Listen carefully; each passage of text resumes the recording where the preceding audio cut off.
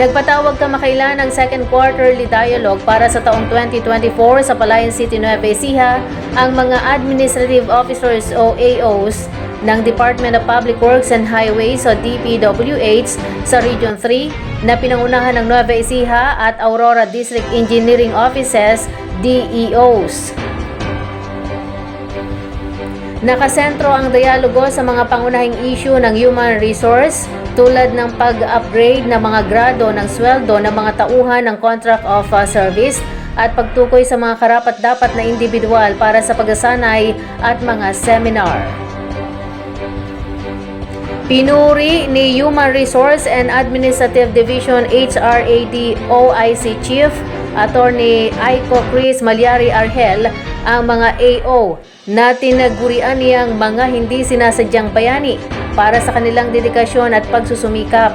Binigyang din niya ang kahalagahan ng naturang mga forum sa pagtugon sa mga mahalagang alalahanin sa HR.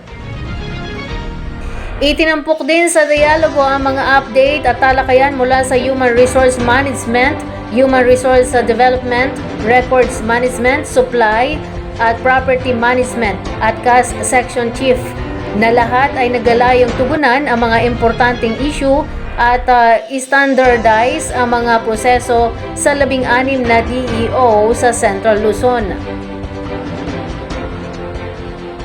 Samantala, binigyang diin ni Nueva Ecija First OIC Assistant District Engineer June P. Vana ang kahalagahan ng mga dialogong ito sa pagpapaunlad ng mga makabuluhang pag-uusap na nagpapahusay sa pagpapatupad ng patakaran at paggawa ng desisyon ng ahensya.